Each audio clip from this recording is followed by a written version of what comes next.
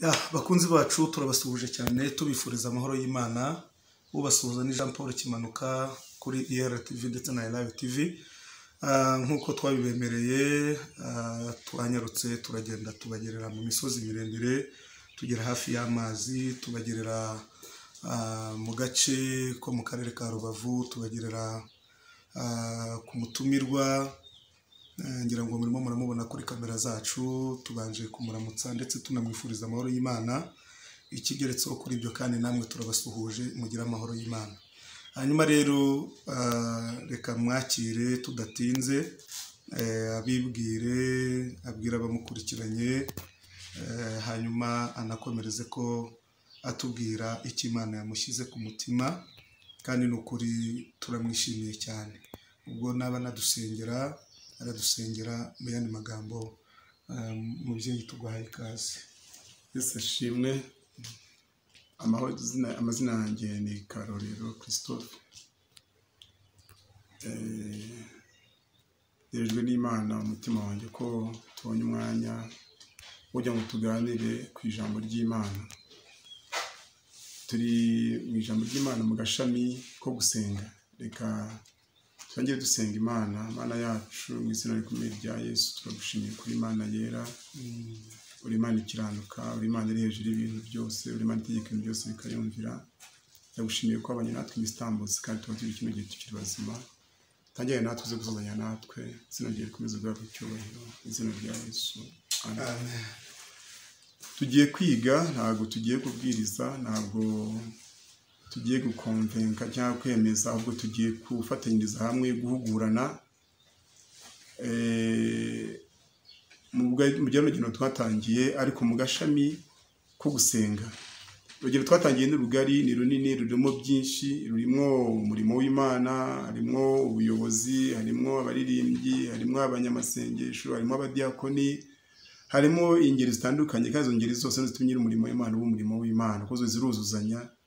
Nta wasuzugura undi, ari ukubura, ari ukora isuku ku bwiherero, bose batuma umurimo w'Imana ugenda neza. Ariko kano kanya tugiye kureba agashami k'abanyamasengesho, abasenga. Gusenga niyo moteri, niyo baze y'itorero, kuko nibyo bituma byose bigenda neza. Abaririmbyi barasenga, abapasiteri barasenga, abashumba barasenga, abamwarimu barasenga, abadiyakoni barasenga, abakristo batoya barasenga, ekoro dimanche barasenga, abigira umubatizo barasenga. Ni ukuvuga ngo niyo baze, niyo moteri yo gusenga, niyo moteri y'umurimo w'Imana, nayo moteri dayeri y'ubuzima bwose buriho ku isi. Ariko se gusenga ko dakunze kubona amashuri yigisha gusenga, abasenga bose bazi gusenga. Niyo tugiye kwiga gusenga. Ko Luka 11 umurongo wa mbere, Yesu ari ahantu yigisha, arangije umwe mu bigishwa be aravuga ngo mwigisha twigishe gusenga nk'uko Yohana yigisha abigishwa be gusenga. Yesu ntabwo yabisuzuguye, bwaramushubije ngo nimusenga mujye muvuga ngo Data wa twese uri mu ijuru, izina ryawe ryubahe kandi ubwami bwawe buze. Niba ari umuntu w'umuyuda wabanaga na Yesu, wavukiye mu Buyuda nyine ahantu neza mu buzukuru ba Aburahamu, yararebye imisengere ya Yesu akaba ntazi gusenga, sinzi ko twebwe turi mu birometero ibihumbi n'ibihumbi twavuga ngo turabizi. Niyo mpamvu dushaka gusaba natwe Yesu ngo atwigishe gusenga. Aka gashami kigisha gusenga nako ni kanini cyane, ariko reka turebe akandi gashami gato cyane ngo ninde mu by'ukuri ukwiye gusenga.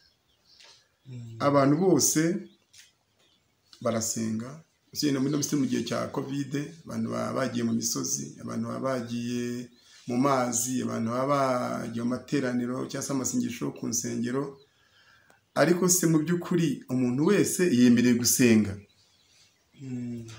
Ntabwo ariko biri, harimo abantu batemerewe gusenga, kuko Bibiliya igivuga ko hari abantu batemerewe gusenga. Yohana, ubutumwa bwiza bwa Yesu Kristo bwanditswe na Yohana ibice 4 umurongo wa 23 na 24 aravuga ngo ariko igihe kiraje ndetse kirasohoye ngo abasenga by'ukuri basengera Data mu mwuka no mu kuri, kuko Data ashaka ko bene abo ari bo bamusenga. Atavuga ngo Imana ni umwuka, n'abayisenga bakwiye kuyisengera mu mwuka no mu kuri. Umwarimu mukuru dufite w'umunyamasengesho mukuru wasenze iminsi 40 n'amajoro 40 ni Yesu. Nubwo nsenga ntabwo ndasenga iminsi 40. Nabo njya numva bose bavuga ngo basenga iminsi 40, akenshi usanga ntawe urayisenga yiyirije ubusa ngo amare iminsi 40.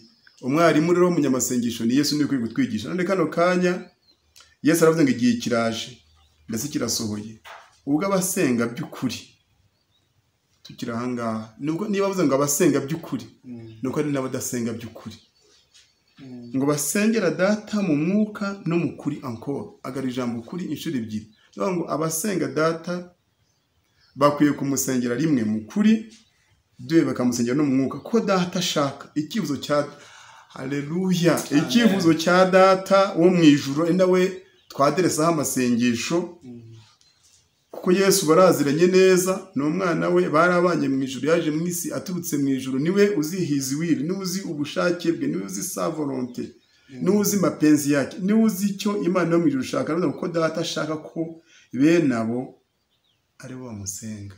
Amen. Amen. Niba ugiye gusenga Imana ukaba utangiye igitekerezo cyo kuvuga ngo ugiye gusenga, sengera d'abord Imana mu kuri. Tegura ukuri, tegura uburyo bwo gusenga bw'ukuri, hanyuma ubone usenga Imana. Ko Data ashaka kubera ari wo musenga. 24 avuga ngo Imana ni umwuka, n'abayisenga bakwiye kuyisengera mu kuri ndetse no mu mwuka. Njyatumye ntekereza kugira twiga kino cyigisho cyo gusenga, maze igihe ndeba abanyamasengesho cyangwa se abitwa abanyamasengesho. Nareba kenshi uko abantu basenga, nareba n'ibyo basengera, nkavuga ni bano bantu bakwigura na Yesu akabigisha gusenga. Akenshi abantu basenga nabi. Bibiliya ivuga ngo murasaba ntimwabikora ko musaba nabi. Nanone nareba ibindi bikoreshwa byitwa nk'impano. Impano zikoreshwa mu gusenga ugasanga inyinshi ntabwo zikoreshwa mu buryo bukwiriye, izindi ugasanga ni ubucuruzi, izindi ugasanga harimo n'ibintu by'ubuswa n'iki byose. N'abantu birakwiye ko twinginga Yesu akatwigisha gusenga. Hakwiye kuboneka kamema bitanga bakamenya gusenga, neza bakigisha abandi bantu gusenga. Kuko Yesu avuze ngo tukwiye kumusengera mu kuri no mu mwuka. Niyo twavuze ngo reka uko tubonye akanya tuye dufata akanya dufatanye na bene Data twige gusenga. Turebe ko Yesu umwami wacu umunyamasengesho mukuri umukuru ko yagiye yigisha gusenga. Mbere yuko utangira gusenga, mbere yuko uvuga ngo ngiye guca bugufi imbere y'Imana, urakwiye kubanza kwibaza ikibazo kimwe kivuga ngo Imana ngiye gusenga ndayizi. Imana iteye ubwoba. Imana yo yaremye ijuru n'isi, Imana yo yadendeje inyanja, Imana niyo yaremye izuba, Imana niyo yaremye ukwezi, Imana niyo yaremye abantu abakomeye bose uzi, abahanga bose nka Socrate n'abandi bahanga bose babayeho ku isi. Imana yagiye ibarema. Nuvuga ngo niyo muhanga wa mbere uri ku isi, uri no mu ijuru. Banzu yitekerezo bavuga ngo Imana ngiye gusenga ndayizi. Reka dusome mu Baheburayo 12 umurongo wa 28 na 29. 28 avuga ngo nto gituma ubwo twakira ubwami butabasha kunyeganyezwa, dukwiriye gukomeza ubuntu bw'Imana kugira ngo tubone ko dukorera Imana nk'uko ishaka, tuyubaha tuyitinya. 29 avuga ngo kuko Imana yacu ari umuriro ukongora. Imana ni umuriro ukongora. Iyo somye mu Giswahili, iyo usomye Bibiliya y'Igiswahili, reka tuyisome gatoya wumve Bibiliya y'Igiswahili kuba iravuga ngo Mungu wetu ni moto ulao. Imana yacu ni umuriro ukongora. Imana iteye ubwoba. Umuntu usenga Imana akwiye kubanza gusobanukirwa Imana, akayitinya, akahindura umushyitsi. Kuko Imana ni umuriro ukongora. Imana iteye ubwoba. Ntabwo Imana ari ugukina nayo. Ndabona Bibiliya ntayiteganya ariko ndayibonye. Bibiliya mu Baheburayo, reka dusome urwandiko rw'Abaheburayo, rwandikiwe Abaheburayo. Haravuga ngo Imana ni umuriro ukongora. Nayo barabivuga ko bakavuga ngo ni moto ulao, ni umuriro uryana. Ibice 12 by'Abaheburayo umurongo wa 28 uratubwiye ngo basi kwa kuwa tunapokea ufalme usiyoweza kutetemeshwa, twakiriye ubwami budashobora kunyeganyizwa, budashobora guhinduzwa umushyitsi n'icyo ari cyo cyose. Jyano abantu bagenda babyina imidiho byaza ngo intebe y'Imana ngo yanyeganyeze. Isi yaweza kutetemeshwa na muwe na neema ambayo kwa hiyo tumetolewa na Mungu, ibada ya kumpendeza pamoja na unyenyekevu na kicho. Unyenyekevu ni guca bugufi. Nuvuga ngo ugomba kuza imbere y'Imana uzi ko iyo matagitikiswa n'ikintu cyose, uvuga ngo wabyinnye, uvuga ngo witeye hejuru cyane, ngo wakoze amasiporo, ngo byo biratigisa Imana. Ntabwo bitigisa Imana. Uvuga ngo Mana Mungu wetu ni moto urao, kuko Imana yacu ari umuriro uryana. Hano wazo ngo umuriro uryana. Haleluya. Amen. Imana si igikinisho. Imana ntabwo itigiswa n'amarangamutima. Wenda hari abantu ngo kuko ngo bavuze cyane n'ibijwi binini, biganya abandi n'abandi ngo bavuze ibijwi binini cyane, ibyo ngo biratisa Imana. Ntabwo bikanga Imana. Imana ni inyembaraga. Mbere yo gusenga, mbere yo gutangira gusenga, mbere yo kuvuga ngo ugiye gutangira kwinjira mu gusenga, birakwiye kubanza kumenya la grandeur, ubwaguke bw'Imana. Haleluya. Amen. Ubanza kumenya icyubahiro cy'Imana, ukamenya igitinyiro cy'Imana. Warangiza hano twavuze ngo kunyenyekea, ukanyenyekea mbere zake, ugaca bugufi imbere y'Imana, ukamenya ko Imana ni nyacyubahiro. Ni byiza ko mbere yuko ubumbura akanwa kawe ngo urasenga, ubanza kwibaza ikibazo ngo ninde ngiye guhagarara imbere. Niba ari ubwa mbere cyangwa se niba usanzwe ubana nayo, ibaza uti se niriwe gute nayo, niriwe gute aho niriwe, aho nagenze nabaye gute. Amen. Rero kubana n'Imana ukayubaha, ukayihindura umushyitsi, ugakorana nayo. Ubwo ngubwo ayo ni Imana, ukamenya igitinyiro cyayo. Noneho umuntu ku giti cye akwiye kubanza kwisuzuma. Iyo somye urwandiko rwa mbere rw'Abakorinto 11:31 haravuga ngo ariko twakwisuzuma ntitwagirwaho n'urubanza. Niba ugiye kujya imbere y'Imana, iyi ni introduction y'umunyamasengesho ugiye gusenga Imana. Ntabwo upfa kuza kubonye kose ngo uhuragura amagambo imbere y'umuyobozi mukuru w'ikirenga, uyobora imbogo zose, uyobora ibintu byose biri ku isi, utegeka abaperezida, agategeka abaminisitiri, agategeka izuba n'amadogre yazo na merikiri rimwe muri ryo. Ni ukuvuga ngo ubanza kumenya icyubahiro cyayo, ubuhangange bwayo, igitinyiro cyayo. Noneho warangiza ukisuzuma utagirwaho n'urubanza.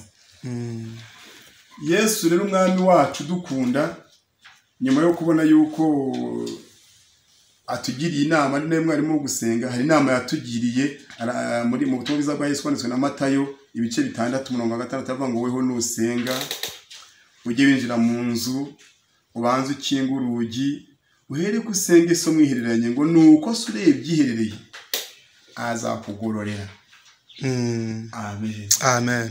Niba ugiye gusenga Imana, reka kuzana ibikabyo, reka kuza wigize igihangange, ngwino uce bugufi imbere y'Imana, ubanze witunganye, ubanze wiyeze, ubanze umenye ko uri umunyantege nkeya kandi ugana n'Imana y'inyembaraga. Nurangiza wigira hiherereye, wihererana nayo. Yesu ndiye yabwiye ngo nuko se umenye ibyiherereye azakugororera. Amen. Amen. Condition. Ugomba kuba wera. Kandi tugeze kuri condition cyangwa nko ku mabwiriza agenga umunyamasengesho. Twari tugeze ku kamwe kitwa kwera. Yego. Kwera, Imana ni yera, Imana irera, ni niyo kamere yayo.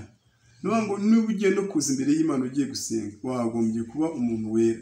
Mu by'ukuri ntiwavuga ngo kano kanya uri perezida w'abafana hanaha b'imipira iyi n'iyi, ngo mu kandi kanya ngo uri umunyamasengesho. Ibyo ni ibintu bibiri bizirana bigatandukana. Ntiwavuga ngo uri mu dusobanuye, umutwe wahuze mu dufilime dusobanuye n'utundi, ngo nibyo kandi kanya ngo ugiye kuba umunyamasengesho. Ibyo ni ibintu bizira bitandukanye kandi binazirana. No kuvuga ngo ni ukumesa kamwe. Niba ugiye kuba umuntu w'Imana, kuko Imana irera, nawe ugomba kuba wera. Kwera ni ukwera hehe? Bagita spirit andiye, kugenda ukiha Imana, ukirundumurira mu by'Imana. Ni ugufata umutima wawe, ugafata ibitekerezo muri ibyo urimo neza, ngo tanga umubiri wawe n'ingingo n'ubwenge. Tanga umubiri wawe, tanga ingingo zawe, tanga ubwenge bwawe. Hera ku ino ry'ikirenge. Nabonye bino minsi amadini yaradutse akora indi mana yindi cyangwa se akora indi cyane undi murongo wundi wo kubana n'Imana. Ariko Imana ya Aburahamu, Imana dusenga n'Imana ya Mana ya Aburahamu, ni ya Mana ya Isaka, ni ya Mana ya Yakobo, ari no yaje kuvamo Abayisirayeli. Ntabwo habonetse indi mana yindi, niyo ya Mana yambukije Abayisirayeli inyanja itukura, niyo ya Mana yakoze imirimo.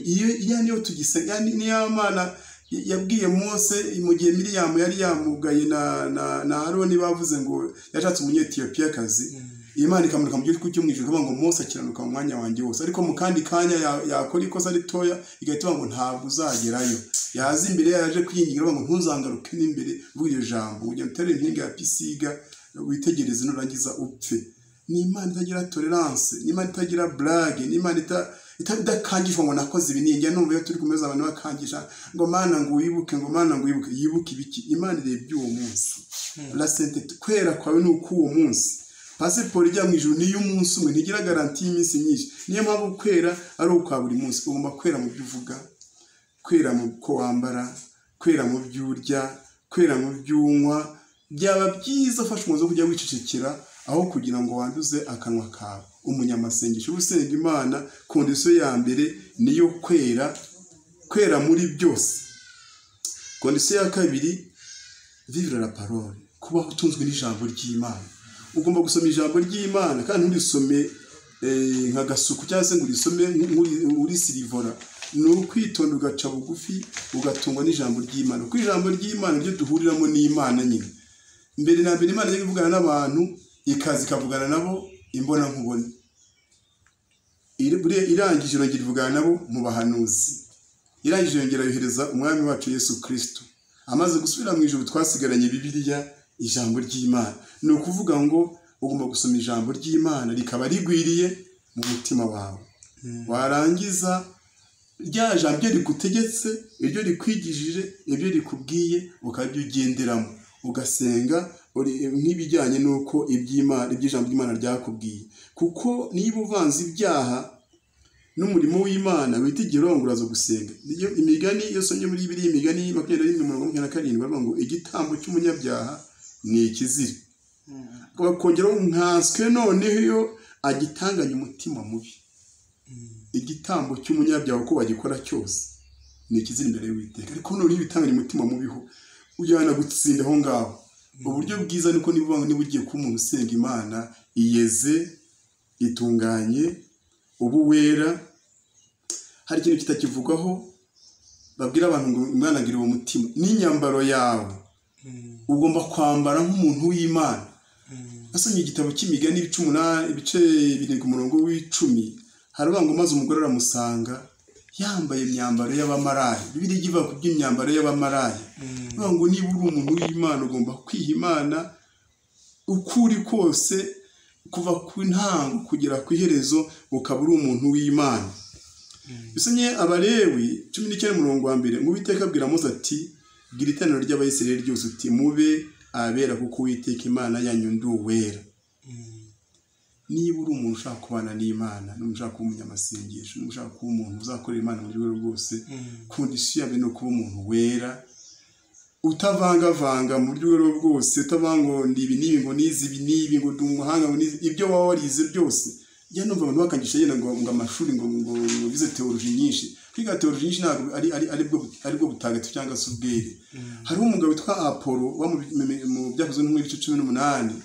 Apollo Luka wamwanditse. Luka ni umudokiteri n'umuhanga. Luka yamwanditseho amuvugaho ukuntu yari umuhanga, ukuntu yari intyoza, ukuntu yarazi iby'Umwami Yesu arabyize neza, anabisobanura neza. Yaragiye ngo atsinda Abayuda kuko arabatsinda kuko yari umuhanga cyane. Ariko abanyamwuka bari bari aho ngaho kurusikira nakwira. Arangiye baramujyana, baramusobara, bamaze ati wabatijwe mu batizo.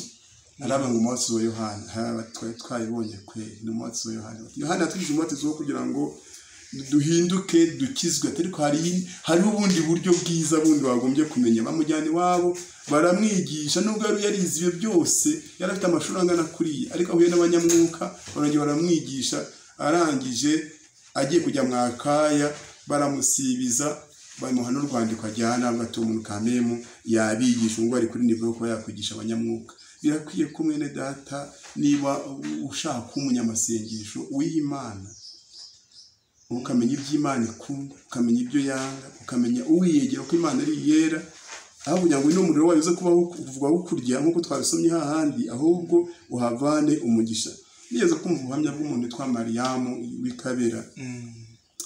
Iwe hari ahantu hera, iyo wahazaga wanyuze mu nzira ugakora ibyangwa n'amaso y'Uwiteka, zarabikoze na mbere, warabikoze na kera, yarakurondoraga. Cyaduha Imana ikatugarura impano z'uburondozi, abantu bagiye bakora ibyaha kandi baza no gusenga. Twari turi kukangiye ukavuga ku kondisiyo z'umunyamasengesho ko akwiye kuba wera. Yohana 4:10 aravuga ngo haravuga iby'intama n'abungeri, abaragira intama.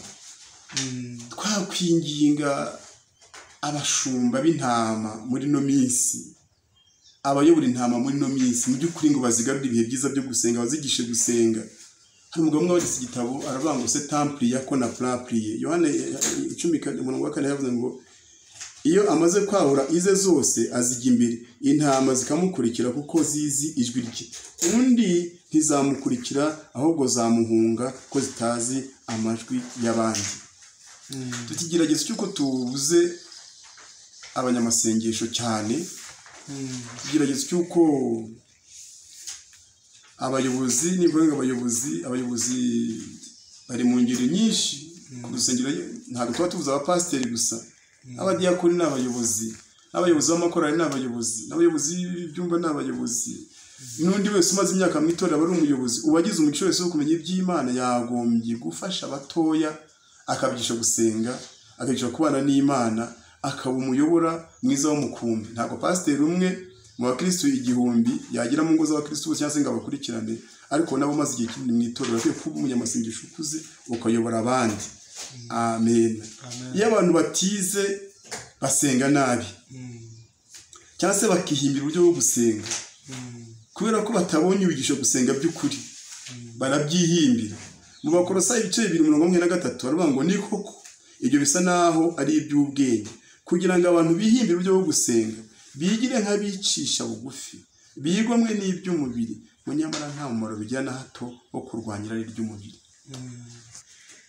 Iyo abantu batabonye uko bigishwa neza gusenga, abantu gusenga no gutindana n'Imana, abantu bicaze ku kirago mu marane 2, mu marane 3, mu marane iminsi itandukanye. Ndibuka ko twigeze kuba turi muri Tanzania, twavuze igiterane cy'amasengesho imwanza ni Kahama. Perezida wacu w'amasengesho muri Afrika Bishop Batenzi yari kutubwira ko muri Tanzania itorero rya FPCT rihwanye na ADPR yo mu Rwanda, uyu mwaka utangiye bakora iminsi 40 y'amasengesho. Muri iyo minsi 40 imidugudu yose yo muri Tanzania iri mu masengesho, abantu bakajya mu mirimo bagataha batashye ku rusengero. Hari imbere ya corona birumvikana, bakafungurira hamwe, bakarara imbere y'Imana, ejo bakajya mu kazi bakamara iminsi 40 nta shimwe n'indi nta bukwe bundi, bose bari imbere y'Imana, bari guca bugufi imbere y'Imana. Itorero rya Baraka, paruwasi ya Baraka muri Tanzania, kuri Goma muri Congo, buri kwezi bamara icyumweru cyose paruwasi yose iri imbere y'Imana, baciye bugufi hamwe n'abayobozi bose imbere y'Imana, bariho bahugurana mu by'urugendo twatangiye rujya mu gihugu cyo mu ijuru. Iyo kurikiranye Yongcho wo muri Korea y'Epfo, uri ufite itorero rya mbere nini ku isi, urusengero rwe rwavukiye mu masengesho. Ngeze gusoma akanyamakuru ke kamwe kitwa ngo Makomeni avec le Saint-Esprit, ari kuvuga ukuntu yiyunze n'umwuka wera mbere ko atangira itorero, umwuka wera akaba ari umuyobora. Yagiye imbere y'Imana yisanga umufashe kubona abapagani bazaza kwihana mu rusengero rwe. Imana yavuga ngo kamere ibyo ntago ari ibyanjye, ngo ugere ukora n'umwuka wera. Yongera avuga ngo urabizi yuko nihanye batijwe no mwuka wera, sanzwe nkijijwe, ngo rero umwuka wera musanga Imana avuga ngo icyo mpfa nawe nicyo ngicyo. Imana avuga ngo wabonye ko abayisirayeli banjye cyagihe bari mu butayu, ngo nza kwereza ngo bajye gufata inkware n'amaboko, bari gufata izingana iki. Avuga ngo nta numwe, ngo nohereje umuyaga wanjye bafashe izingana iki, ngo inkware bafashe nyinshi cyane, ngo niyo mpamvu nawe ngusaba ko ugenda ugakorana n'umuyaga cyangwa se umwuka wera akazana agashami k'umuyaga, abapagani ngo bazaza ari benshi bazihana. Yongcho namukunze cyane, no mushumba ukunze, afitemo umusozi w'amasengero, akunze gusenga cyane. Mu rusengero iwe, mu kibuga cy'urusengero harimo umusozi w'amasengesho mu butaka bw'urusengero. muri umuzi w'amasengesho harimo hoteli y'abanyamasengesho. Iyo hoteli habamo akumba gafite metero 1 kuri metero 2, kabamo n'umusego wo gupfukamaho. Ni ahantu bigisha gusenga. Nakwinginga abantu b'Imana, abayobozi badukuriye, ko bagarura ibihe byiza byo gutindana n'Imana mu isengesho, abakristo bakiga gusenga. Imana izabumva. Abantu baba basenze mu buryo butagororotse neza, ko tusomye ko ngo ibyo ngibyo bisa nkaho ari iby'ubwenge, kugira ngo abantu bihimbire uburyo bwo gusenga, ngo bigire nk'abicisha bugufi. Usanga abantu bihimbiye uburyo bwo gusenga, biyubakiye minisiteri yindi yo gusenga, bigize nk'abantu bicisha bugufi, ndetse bakanegomwa n'iby'umubiri bakareka kurya, ariko nyamara ari ukuryarya Imana. Ibyo ngibyo nta mumaro bimara habe na mutoya wo kurwanya irari ry'umubiri. Abantu bafite irari ry'umubiri bameze gutyo, Imana izabahana kuko irabumva. Yusanye Abatesalonike ba mbere 2:11 niyo gituma Imana izabohereza ubushukanyi. Nusome ano magambo ni yasura sanga handitse Imana n'inyuguti nkuru. Imana yo mu ijuru izabohereza ubushukanyi. Itegeza ubushukanyi buvuye ku Mana, ngo bukomeye cyane, ngo bizere ibinyoma. Nubwo usanga abantu bafite amasezerano y'ibinyoma, birwa banga Imana ngo yarababeshye, bafite amasezerano ngo Imana yarababeshye, ubizere ibinyoma, ngo kugira ngo abatizeye by'ukuri bose bakishima gukiranirwa bacirweho iteka. Gusenga si amagambo, ahubwo gusenga ni ibikorwa. Nakwinginga umuntu wese wumvise kino cyigisho ko yahindura, mu Kiswahili byita kurekebisha mwenendo, yahindura uko yagendaga, yahindura ibyo yajyaga yibamwo. Bahanuzi mbwa mubeshya abantu ngo murabahanuriye, bantu ku misozi mwikoreye amabuye mugiye gurika abayobozi abanaba, bantu mukora amafuti byo kwirwa ngo mwikoreye bakana ku misozi. Yani mugaruko rwo muce bugufi, twegeye Imana, so Yesu atwigishe gusenga, hanyuma twikorera igihugu, dusengera igihugu cyacu, dusengera itorero, mushinzwe gusengera abayobozi, umunyamasengesho zo gusengera abayobozi. Paulo yarabihugu yaravuga ngo tugiye gusengera abami n'abatware kugira ngo turamire mu mahoro. Nizo cyo gusengera igihugu, cyo kuyobora abayobozi b'itorero, cyo kubasengera represent, cyo kumusengera, cyo gusengera abapasteri bawe.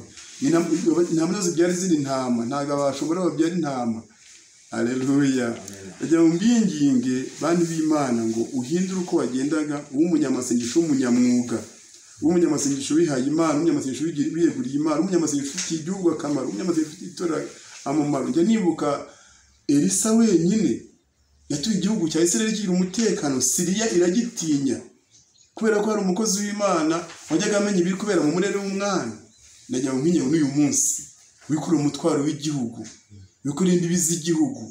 Hari ibyo leta ishoboye gukora, kandi ibyikora gukorwa n'abanyamasengesho.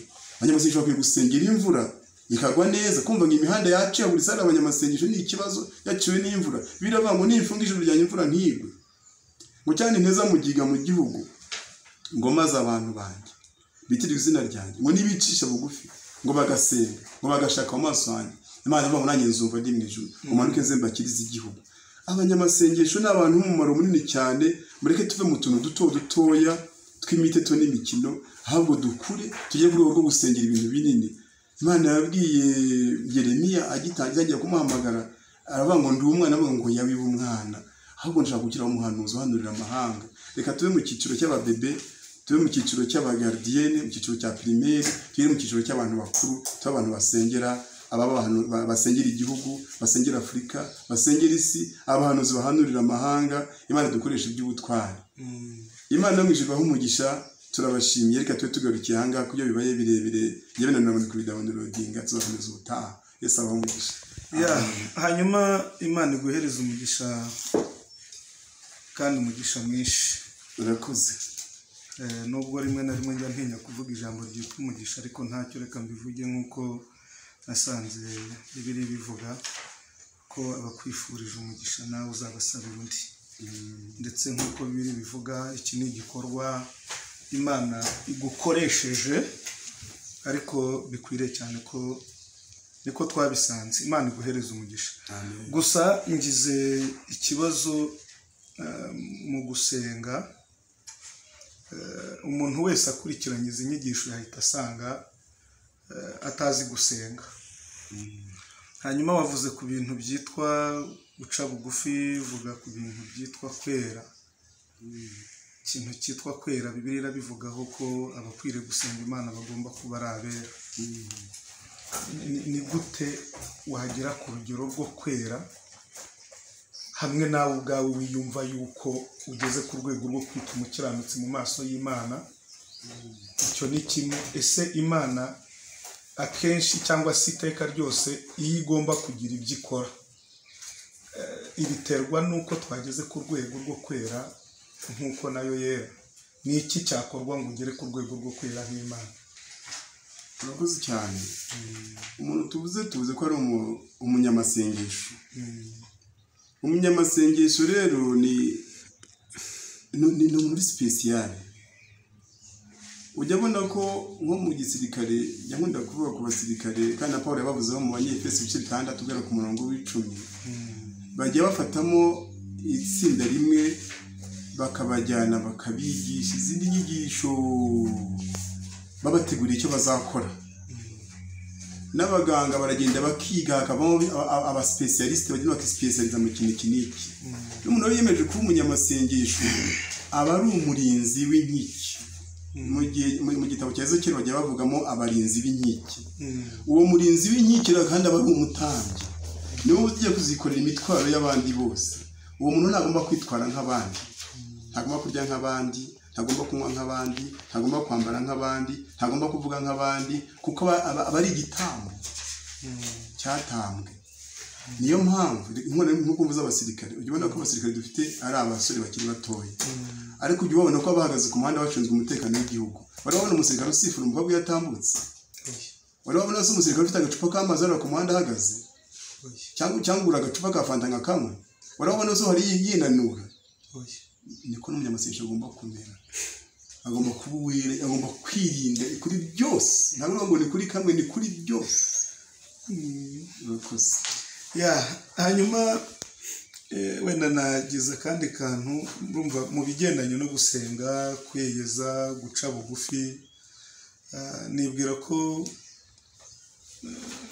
ni gake umuntu ashobora kujya imbere y'Imana agiye gusenga atabanje kubwira Imana ngo mbabarira, atabanje gutekereza ku makosa ye, ayasabira imbabazi, hanyuma akabona kubwira Imana. Ariko iyo ugiye kureba muri iki gihe, wagiye unavuga ku bigendanye no kwigishwa gusenga, nuko nyine abantu bamenya gusenga. Iyo umuntu agukurikiranye wigishije gusenga, nanjye natangiye kuryoherwa, ariko nkibaza ko muri iki gihe bigaragara neza ko inyigisho zamaze guhindurwa, zigahabwa ikindi cyerekezo.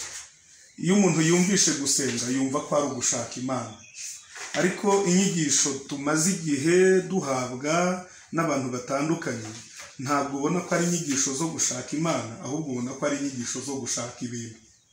Hazakorwa iki? Ni izihe mbaraga zizabaho kugira ngo nkawe, kuko ni wowe wenyine, birashoboka ko wenda hariho abandi nubwo ntabazi, wowe duhuye unyigishije gusenga, wagukurikirana wigisha gusenga, ni ukuri umuntu wese yafata umwanzuro wo guhita asenga. Usibye ko nubwo kenshi nyine ibyo dukora tuba tuzi ko dusenga, iyo ugize noneho amahirwe ukumva nk'ijwi rivuze ati ndakumvisha mwana wanjye, cyangwa se ati ndi Imana, dore ko muri iki gihe nabyo ari byinshi cyane. Iyo ugiye n'ahantu ntibinavugwe wumva wagira ngo waruhiye ubusa. Ni iki cyadushoboza? Ese gusenga, wasenga nibura kangahe? Wasenga igihe kingana iki kugira ngo nibura ugere ku rwego rwo kumva ko ugiranye ubusabane n'Imana? Abakozi bahereye ukantu nubwo nyine tutabyanditse ko bahereye ukantu kavuga ngo iyo umuntu agiye imbere y'Imana ngo abanza kwiyeza. Birakoze cyane. Niba hari ikintu dufitemo ubukene, ni ikintu cyo kwatura ibyaha. Niba hari ikintu tubuze muri kino gihe, gusa kino ni ikiganiro cya mbere, ntabwo twari ku kiganiro cya mbere duhite dusimbuka tuvuge ku bikomeye. Nitugera ku bindi biganiro bindi tuzagira ko ni etape par etape, tuzagenda tuvuga ikintu aho tugiye tugera. Ariko undi kwatura ibyaha, kwatura ibyaha ni umurimo ukomeye cyane. Icyaha kigomba kwaturirwa aho cyakorewe. Warebye umupira, njye ntabwo nyandeye imipira, ariko yenda hari igihe ngwirira yenda nkatamu nkabona muri televiziyo njye numva abakinnyi babo yenda nk'ubitungo yenda nka Ronaldinho ntabwo nzi abakinnyi cyane ariko yenda abavuga nyine abakomeye yenda mbwira nk'umukinnyi ukomeye nk'umwe hari mu bakomeye cyane ni Messi ibyo yenda nk'uwitwa nka Messi nubwo ari Messi njye ntabwo mbuze abakinnyi pe Messi niba akoze ikosa mu mupira akirukanka akagenda agenda agatsinda igitego nubwo ari Messi urikoze mpaka umusifuzi arahagarara handi arikore yavuze ifirimbi cyane mpaka azagaruka ahandi yakoreye ikosa aba ari naho arihanira ni ukuvuga ngo niba ngiye nakubeshyeho ikimanuka yego kuvuga ngo ngiye mu cyumbi Butare cyangwa Gisenyi ngo ariko Imana ibabarire ngo icyaha cyo kubeshya nubwo narira amarabya y'amaraso nubwo bampanura akajana ngo Imana yanyuze yambabariye kandi wowe kibabaye ngomba kuzagaruka imbere yawe aho uzaba uri hose ntabwo ngomba barira cyagiye narakubeshya abantu bavuze utugambo twiza Imana ibabarire ngo twarebye natahawe Imana ibabarire ngo kugira intete njye ku gice cyo hasi n'utuntu tw'imikino bira byose ni imiteto ntabwo ari igihe cyabyo Imana so dukina nawe nukuri Imana iteye ubwoba hanyuma no kuvuga ngo wasenga kangahe wasenga gute turacyari mu ntango ntabwo turinjira mu gusenga ntabwo turinjira mu kwiyiriza ntabwo turinjira ngo wagenda gute ariko baravuga undi ngo ombene bila kukoma yusenga ubudasiba kubaho ubuzima bw'amasengesho gusenga ni buri munsi abasilamu basenga 5 ariko umukristo agomba gusenga nibura 50 ku munsi nibura inshuro 50 ku munsi kuko niba ugiye kunywa amazi ugomba kuyasengera niba usita ugomba kuba mu buzima bwo gusenga vivre la vie de prière kuba guhinduka amasengesho alleluia guhinduka amasengesho Aburahamu Imana amubwiye ngo unzaguha umugisha no uzasaba umugisha azaguhabwa ariko ageze ubwo Aburahamu ahinduka umugisha waba usanga Aburahamu Imana yumuje automatique mu gihe tubona umugisha ko yamaze guhinduka umugisha rero ko nawe uhinduka amasengesho guhinduka amasengesho aho uri hose ukaba nyine uri mu masengesho kuva ku bunaniro kundi bunani uri mu masengesho mu gitondo nijoro uri mu masengesho buri gihe cyose utekereza Imana niko Yesu yabagaho bagombye kubaho nka Yesu aravuga ngo mugire ikirenge mu cyanjye ko nahingera mu cya data nuko Yesu nturye ntukore ukabaho gusa mu masengesho urakoze cyane ni ikibazo cyiza cyane ngo nturye ntukore hanyuma ntabwo gusenga nta kazi na kamwe wabona kakubuza gusenga na kamwe kabaho yego kuko igisenga ubundi ntago ari amagambo tuvuga aya magambo dusohora mu kanwa ni ibintu byabaye mu mutima bigakorwa mu mutima no mu bwenge bigahinduka vokali ariko nubwo utasohora ijambo connexion ya afite telefone yanjye nk'ubu nayishyize muri silence hako niza kwikura muri silence ndabona abantu bashatse yego nindange nubwo na ecran n'ikirahure cyo kizimye ariko yo imbere irakora nubwo waba uri mu kazi uri kumwe na shobuja boss wawe muri kumwe urumukora raporo ayo mukora urusenga ngo mana abana nanjye mana korana nanjye uyu mugabo mundindire uyu mugabo umbere humugisha uri usenga hari gukora muri mukorana raporo ubwo rero uvuga ngo ujya mu kazi uri usenga twagiye tubana n'abasirikare bakajya ku rugamba bari basenga bari imbere y'Imana basenga utwara imodoka uri usenga nta kintu utakora n'ikimwe uri usenga hanyuma ntago amasengesho yose ari ukwigiriza yego hari amasengesho ategurwa tuzigisho cyo kwigiriza gifite uko kigwa kwigiriza ni ministeri nayo nini cyane ntiwakina ushaho gatoya kwigiriza ku rukwako no gusenga utirije ku rukwako ariko hari n'ukundi kuvangavanga ukiriza saa sita ukarya nijoro nturye kubera Imana ejo n'umucyayi mu gitondo saa sita ukarya kubera Imana gutyo ushobora kwiyiriza ukareka rikisi ukareka ibintu bya rikisi ukareka indi minezero yose wari ufite ukayireka hari umupasiteri witwa Parke wagiye mu gihugu cyo mu ijuru Imana imujyanyeyo ageze yasanga ntabwo yagize imirimo myinshi agarutse no muri Korea agarutse yaravuze ngo je vendime 5 voitures de luxe kugira ngo mfashe abakene afata imodoka z'imirimbo zose arazigurisha kugira ngo afashe abakene hari igihe uniyiriza ibintu byari by'umurimbo ukaba biretse ukavuga ngo ngiye kubera Imana ngiye kureka ibi bintu byose byari umurimo kubera igihe kubana n'Imana ugenda umenya uko mubana nayo kandi umuririmbyi avuga neza ngo nutumbira Yesu uzaba nkawe bose bazamenye ko bari nawe bareka ubugome bizere Yesu ni kugenda utumbira Yesu bana nawe umera nkawe yego amen amen hari akantu nigeze kukubaza gatoya kavuga ku kintu cyitwa kwera nakomeje kwibaza Imana ko yadusabye kwera ngo nkayo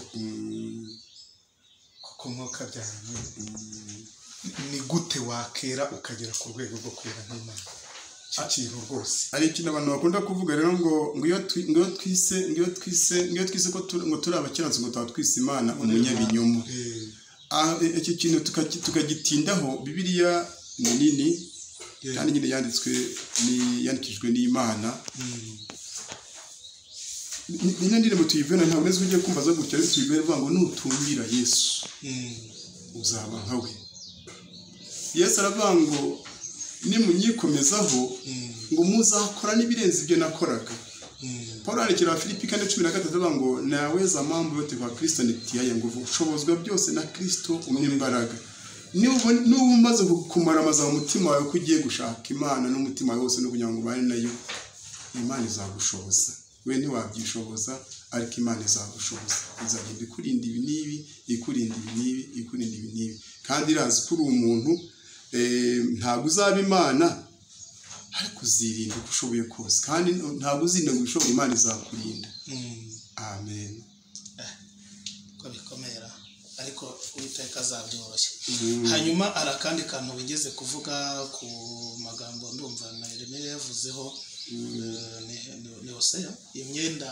ugende uvuga ngo ubonane na maraya ngo kavuze mu migani 7:10 ku myenda ya maraya imyambaro y'abamaraya yego imyambaro y'abamaraya hanyuma hashize igihe kitari gito ndimo ndakora ikiganiro cyitwa bigomba guhinduka iki kiganiro cyitwa bigomba guhinduka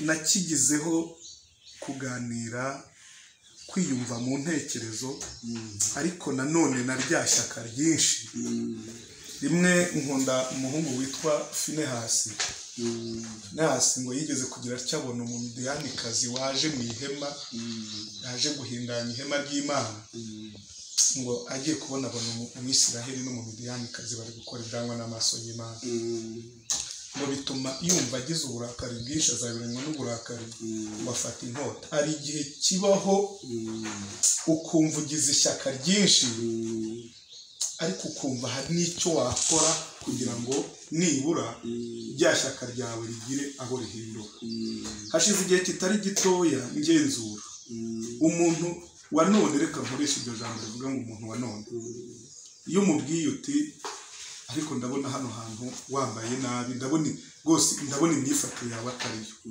ahita ahubuka agahita akubwira ngo mva nkubwire we ko ncira urubanza Uwiteka niwe mucamanza ku buryo kenshi usanga abantu bamaze kurenga ihaniro iki ngiki ari ikintu cya mbere yihuta guhita akubwira ati we ko uncira urubanza Imana niyo mucamanza ntizancira urubanza ngewe icyo nzi cyo nuko nzi ko mu mutima wanjye numva ari nta kibazo mfite na kimwe Imana jya wibuka neza yuko ireba mu mutima wabivuze neza uravuga uti no ku myambarire hanyuma mfite ikibazo ko tumaze kubona amadini menshi n'imico myinshi itandukanye wavuze ko ugeze kujya muri Tanzania nanjye nagiyeyo za Mwanza hariya ariko iyo ugeze muri ibi bihugu ubona imico itandukanye aho usanga mu muco wabo usanga barakoze ibishoboka byose bakihindura nk'urunyanya hari aho ugera mu mico yabo ugasanga babyina imbyino zitandukanye mbese buri gice n'umuco wabo hanyuma nkibaza ese nubwo atari twe dutanga ijuru aba bantu bagenda bakimakiya aba bantu bagenda bakigira ukuntu hamwe navuga ntanze urugero nka ya mico ya Izebeli niwe numvaga ngo yari umugore ukorera ibigirwamana cyane ariko anafite n'inyambaro ze yihariye nemeze ko muri aba bantu bose nta n'umwe w'umwana w'ubugingo urimo urakoze cyane ubugingo sijye mutanga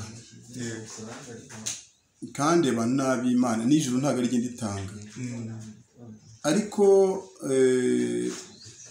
kino kintu cyerekeranye n'iby'imyambaro hari umugore witwa Claire Atongo Adunu nawe yawundi muri Cameroon ariko yaramaze gusa ari muri Ireland yasengeraga mu itorero ryambara imyenda isanzwe bambara amakora bambara icyo kitwa abakristo kandi bakanagenda uko bashaka kose rimwe avuye gusenga ubuhamya bwe buri kuri YouTube wabushaka ukabona Claire Atongo Adunu avuye gusenga ahura umuntu uri muri bisi aramusifura amusifuye ajyayo aramubwira ngo ndashaka ko turyamana ngo mpa nimero zawe ndashaka kuza kuryamana nawe aravuga ngo mu izina rya Yesu ugende umukristo ndamubwira ngo ngiye ntabwo nkijijwe ngo ariko musambana nawe baba bambaye nkawe ubwo rero ngo ndabona ngo urinda yanko nk'izina ryamana nazo nawe ugende umukristo hanyuma umugore nijoro ararira arangije Yesu aramusanga ahita amujyana mu iyerekwa abona ari kwa pasiteri we agira inyota bakirwana na pasiteri muri biro abwira pasiteri ngo mfite inyota ubwo hamwe uzabure kuri YouTube uzabona ahita abwira pasiteri ngo mfite inyota pasiteri aramubwira ngo hariya muri jardin harimo iriba ryari riba riri abamanuramo ikintu bakavoma gutya agezeyo yumvamo ijwi ry'umugore rimubwira ngo va hano ndavuga ngo urinde aravuga ngo toi démon manifeste toi avuga mu gifaransa ngo manifeste toi aravuga ngo daimon igaragaze ndarasohoka navuga ngo giwe ngo ntabwo rero wakize muri no riba ngo nakizwemo ngo n'abagore n'abakobwa muri kino gihugu aravuga ngo mu izina rya Yesu bamugiye kuzana pastor aravuga ngo ugiye kuzana pastor wawe pastor wanyweye ku mazi yanjye aravuga ngo wanyweye ku mazi wese byenda gute aravuga ngo wanyweye ku mazi yanjye ntabwo wongera kwigisha abantu kwihana no guhinduka ngo ngabigisha gutanga amafaranga ngo ibya 10 n'amaturo gusa ariko ntongere kubigisha kwihana akabigisha gusa ibyerekeye n'ubutunzi n'iki byose umugore arangije ajya kuzana pastor araje aravuga ngo soro de sopuye ya soro de sopuye ko umugore ntiyavamo Yesu ahita kumwereka abantu bambaye imyenda miremire amwereka muyerekwa abagore bambaye de longue jupe kavuze bikwije aravuga ngo niba ushaka ko batazajya gusifura jya wambara nk'abariye yego kubera kuri yo saho umugore arambara agafunga no mu ijosi ntushaka kubona yanditse amabere yanditse ibitugu yanditse icyambaye bimuboshye kubera ko yahuye na Yesu afite itsinda ry'abo bakorana nabo undi mugore witwa Hilary Joel nawe ni wo muri Purement Ireland Hilary Joel yari afite salon de coiffure akira abantu amamenshi Yesu aramuhamagara mu ijoro rimwe aramango nzaguhana ngwirwa nkosora ngo uzi ko ntazi gukora imisatsi ngo waje umuntu usigaye yikorera abantu arangije Hilary Joel arihana nawe kuna byo tsinda nabandi benshi n'ubuhamya bw'abandi benshi hari igisho cy'umugore twazakara ntagereza karatane ahubwo yitwa Kakobe no muri Tanzania afite itorero twa Full Gospel Bible Fellowship igisho kucyo bitanga amavasi ya kikahaba nasomye n'ibindi bitabo byinshi byantu bigisha ku by'imyambarire umuntu yihaye Imana yagombye kugenda nkuko birayemera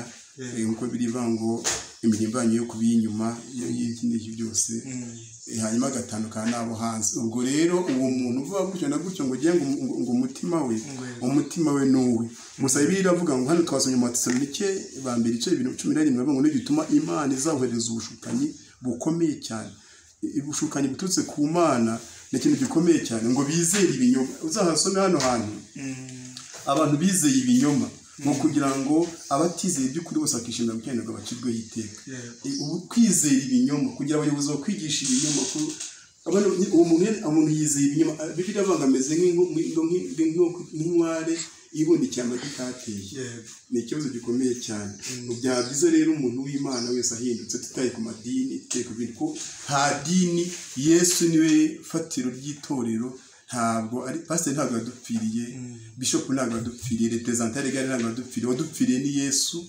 niwe wanditse muri Bibiliya niyo mpamvu dukwiye ko rero twishingikirizaho Yesu aguha umugisha yewe Imana iguhereza umugisha ariko ndimo ndasoza negeze kujya ahantu hamwe bantumiye hanyuma nigisha rya jambo ryo muri mu maganye ya Yeremiya mu bice 5 n'umurongo wa 21 kaya magambo Yeremiya yavugaga ngo twigarurire tuzaba tukugarukira dore ibyacu bya kera hanyuma iryo jambo ndaryigisha ariko byihuta wari wantumiye nanakiri no kuri haranari kura mikoro nkiri kwigisha yahise ambwira ati ibyo bivuze ntibizongera kubaho imbere y'abakirisitu. noneho bitangira akabazo abese cyane natanze ingingo nyinshi zigaragaza ko ibyo bihe byagaruka, ko ari uko umuntu wese ku giti cye yakiyinira akisuzuma, kuko niko Bibiliya ivuga. Wakiyinira akisuzuma yagirwaho n'urubanza. Nangije ndavuga se ni bande bafite uruhare, ninde ufite uruhare kugira ngo agarure bya bihe byacu bya kera?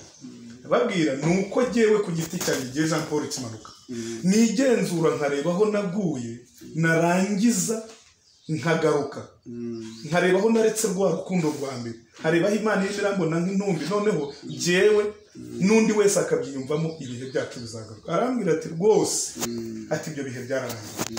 Hanyuma ndangije ndebye uburyo Yesu ajya kugenda yasize avuze ati rwose nzabahereza umufasha, uwo muzagumana, niwe uzabashoboza, niwe uzagira. Ariko wajya kureba ugasanga muri iki gihe cya none umwuka wera turamuvuga ku munwa, ariko wagera mu byo dukoresha, mu byo dushoboza mu kudutsinda, ugasanga twamaze kunanirana. Ibyo ngibyo byanagiye binagaragarira cyane no ku nyigisho tugenda dutanga, aho ubona ko inyigisho zo gushaka Imana nk'uko nabivugaga zamaze kunyurwa ku ruhande, ahubwo bikarangira twigishijwe inyigisho zo gushaka amafaranga no kwigishwa ubuzima bw'isi, gukunda isi cyane kuruta gukunda gakondo y'Imana. Ibi bihe ni iki gishobora kuba? Ese nawe wemera ko ibi bihe bidashobora kugaruka? Icyo ni kimwe.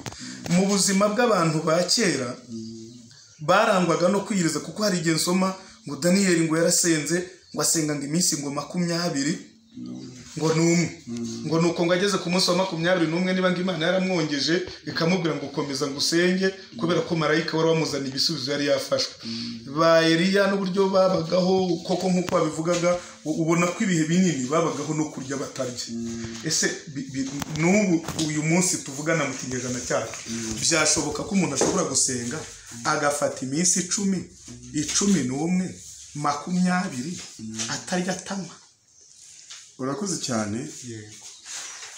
Niba hari ikintu ndwanya, niba ari ikintu nanga, ntabwo muvanga ibintu abantu bavuga ngo kera twarasengaga. Yego. Ndabyanga. Kera mwarasenga se none Imana yabahaye konji. None se Imana yarimutse. Ese Imana yarabwiye ngo nahaza amasengesho. Ubaye no tutagisenga n'ubu ngubu. Niyo mpamvu ni kuvuga ngo kera twarasenga, ahubwo usenga ahubwo no munsi. Senga ahubwo ubu ngubu iki niyo gihe cyiza cyo gusenga Imana. Ibyo bihe ngo bizagaruka, ahubwo binariho. Ibyo bihe biriho. Ngewe umukristo ushinzwe ku isi wa mbere nshinzwe n'igiwe, ni wowe ibyo nishinzwe. Nshinzwe kwisengesha, narangiza mbonye akabaraga nkasengesha umudamu wanjye. Abanye nakongera akamwe kubona kandi kabaraga nkagiraho abana banjye. Undi uhanze nawe uzankundira nawe azaza dufatanye. Ubwo rero abasigaye nkuko n'undi naguze n'umuceri mu Tanzania nta ujyana mu ngo z'abaturage ngo menye ngo abandi bari umuceri cyangwa bari inkoko, ni nako no gusenga shinzwe bwa mbere kubanza kwimenya. Rero kwanjye ndavuga ko ibyo bihe n'uyu munsi biriho kuri wowe, kuri gihe birahari. Abandi rero ntabwo ndara mu ngo zabo, ntabwo nzi amakuru yabo, ariko nakuza kuri wese yasenga. Kwiyiriza rero ngo iminsi myinshi, kwiyiriza ntabwo turi mu gashami ko kwizwa, ariko twige kwiyiriza uko ariko n'icyo umuntu yakwiyiriza. Kuko kino gihe Bibiliya iyo usomye ibice 58 bya Yesaya haravuga ngo ntabwo mukiriza uburyo bukwiriye byatumwa mwumvirwa. Tugiye kuri gituma umuntu yiriza akiriza n'iminsi myinshi, twaba twabyize neza. Igituma umuntu yiriza, akenshi abantu biyiriza dusana bari mu gusenga bose ngo kugira ngo basubizwe, kuko twiza kugira ngo tugire imbaraga z'Imana zizatunga ikindi gihe. Izo mbaraga uko uzikeneye rero niko ugenda utindana n'Imana. Kandi uko ugenda umarana iminsi n'Imana, ibyo kurya bigushira mu mubiri, niko ubwiza bw'Imana bukumanukiraho. Uko bukumanukiraho wumva utavamo, uko bukumanukiraho wumva utavamo, uko ugira ubwiza bw'Imana ugenda bukuza wumva utavamo, bigatuma utindana n'Imana. Ugenda utumbira Yesu umutindana nawe niko agenda asa nawe. Imana iguha umugisha. Ibyo bintu uyu munsi biriho, igihe nawe tubishatse twabirema kandi yewe na Yesu yaje ari umwe imyaka 2000 irashize rero ku isi imeze yasize intumwa 12 intumwa 12 rebyo zakoze biranambaza nuko ngiye tuvuze ku ntumwa kandi tugana no gusoza nambaza no babantu ngo ni intumwa aho izo ntumwa zahinduye iki ino nizo bango ni intumwa zuzuye ngo bapote nyamara bicika kunuze bicika ngo ba profete kunuze kuri za YouTube ngo ni ba profete ngo nabigize gute no gute ahubwo se narebye Eliya icyo yakoze Eliya yatunye abahanuzi 150 ba Bayali bajyana ku kagezi imvura yarahagaze ari umuntu umwe areba Elisa uko byagenze abantu zino ntumwa zivango ziruzuye zimari sindabona n'umuntu umwe banagaburiye n'umuceri nibura izo ntumwa zimaze siriho n'abantu bihariye ahubwo no kugusha abantu ni ikibazo gikomeye cyane cy'icyo cya kabiri tuzategura ubundi twiyo cy'icyo cya kabiri kindi cya mbere abantu bari mu wa mbere biga ibyo mu wa mbere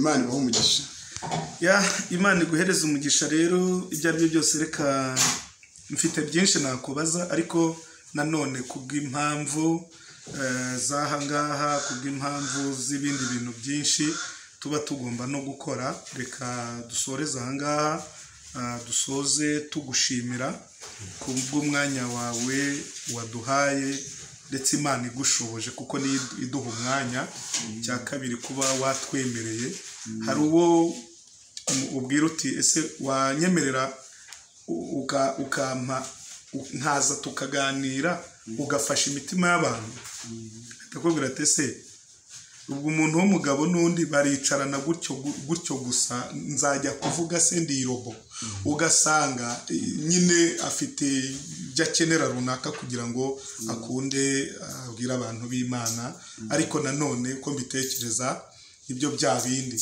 ubundi muri iyi bigomba guhinduka ugaburirwa ugaburira ibyo ugabura ni ibiki abo bigaburira ni bande biraza kubamarira iki nigeze gusoma amagambo aba mu Baheburayo vuga ngo kuko mwari mukwiriye mwari mugeze igihe cyo kwigisha mwanje muhinduka ngo noneho ngo musubira inyuma ngo birangira ahubwo muhindutse abo kuramizwa amata ngo kandi ubundi byo kurya byari byarateguriwe abakuzi